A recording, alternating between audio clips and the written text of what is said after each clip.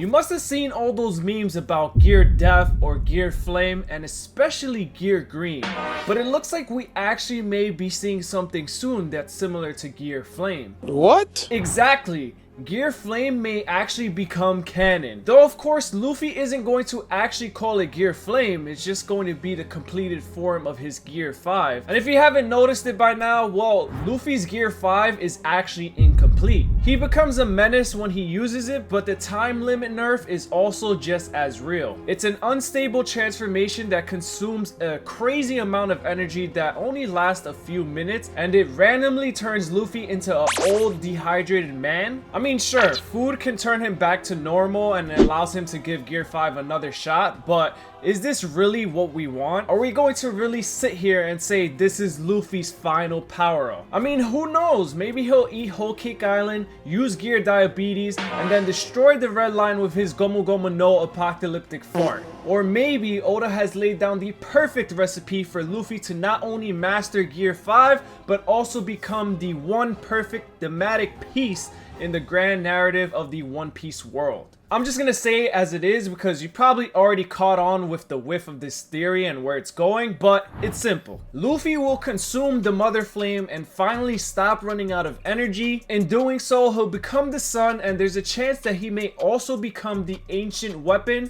Uranus. So stick with me to the end because we're gonna get to the root of all these points, but first, let me address that there's a major hole that contradicts this whole theory. When Vegapunk saw Gear 5 in chapter 1069, he said that it's just like Nika. And then in chapter 1103, Saturn alluded that Luffy's white colored form is the same as Nika's. So doesn't this debunk the whole theory? If Nika's form is supposed to be white colored, then Luffy has already completed it. Well, just hear me out because it's about to get crazier. In chapter 1114, we learned that Nika, the sun god, is from the fables of Elbaf. We also learned that Joyboy is just a person who ate the same devil fruit as Luffy. So the question is, well, did Nika ever exist? We are talking about a mythical Zoan after all. And even if we were to assume that there's such a deity in the ancient world of One Piece, they would have existed long before the Void Century. Therefore, Saturn wouldn't have had any way to know what Nika's exact form would look like. The only real reference here is Joyboy, but Joyboy is not Nika himself. This means that it was Joyboy's awakened form that had the same white scheme as our boy Luffy's Gear 5.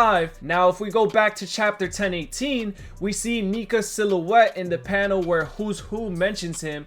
His hair is clearly lit on fire, and to add on to this, those flames look exactly like the same ones that we've seen on King. So now this all brings us to the Mother Flame. In chapter 1086, Dragon said that Vegapunk would never build such an obvious tool of murder, but as Ivankov said, what if it was an ancient weapon? We know that the Mother Flame is just a source of energy, but how likely do you think it is for it to be related to Uranus, the god of the sky? The Sea Kings are also just a source, but Shirahoshi's ability to command them makes her an ancient weapon. So in that case, the ability or the machinery to use Mother Flame can be called Uranus. If we put 2 and 2 together, then the Mother Flame is just simply a source. It was actually Uranus that was used to nuke the Lulusia kingdom out of existence in chapter 1060. But wait, hold on. Let's talk about a hypothetical, comical connection between Nika and the Mother Flame. It goes like this. The Mother Flame is likely an extract of the Lunarian race. We know that the Lunarians were the OG gods who lived above the Red Line.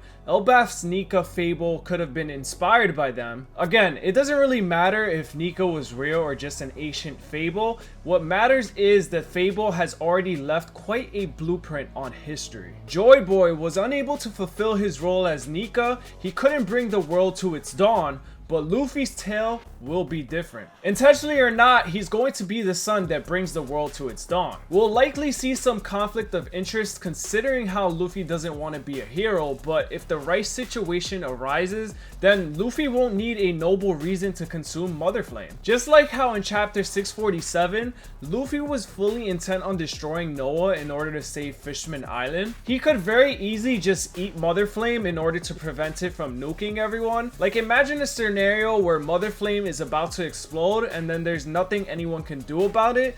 Luffy won't think twice before eating Mother Flame because Luffy is him. In doing so, he'll do what not even Joyboy was able to do. He'll complete Nika's true form just as it was in the ancient fables of Elbaf. He'll become the sun god and ultimately bring what the world of One Piece has awaited all this time. As Pedro said in chapter 877, Luffy and the Straw Hat Pirates will bring the world to its dawn. And of course, if he consumes Mother Flame, he'll also become the ancient weapon Uranus. It'll thematically be Gear 5 Sun God Nika, but knowing Luffy, he'll be against the idea of even calling it that. So as far as the concept goes, that is what it will be named. Now, this all is just a theory and it can easily be proven wrong, but I want you guys to just take a second and look at the fundamentals here. We all agree that Luffy's Gear 5 is incomplete, right? We also know that Mother Flame has already been hinted to be the source of an ancient weapon.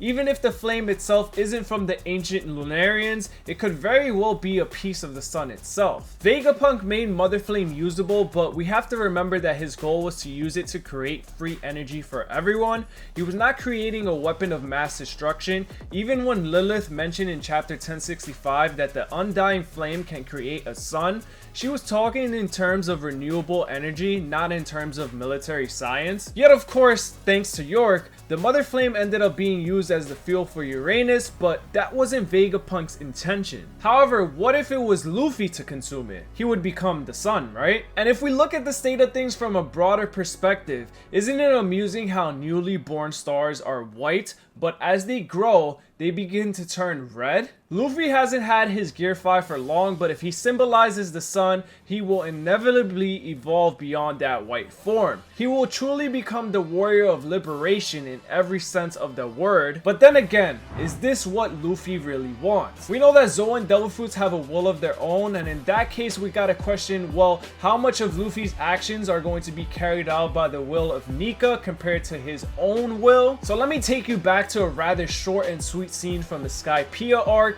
In chapter 297, the citizens of Skypiea as well as the Shandanians all collectively pray to God to save them. Here comes Luffy. In chapter 298, he slams the golden pistol straight into Enel and the bell. However, he didn't just do it as an answer to their prayers. In fact, he couldn't even hear them. He did it to let Cricket and the others know that the city of gold has always been here in the sky. Of course, he was going to save everyone from Enel too, but in simpler terms, Luffy wasn't answering their prayers. He was just following his own will. Knowing Luffy, he won't really care about what his devil fruit actually is. He would simply seek what he seeks to do.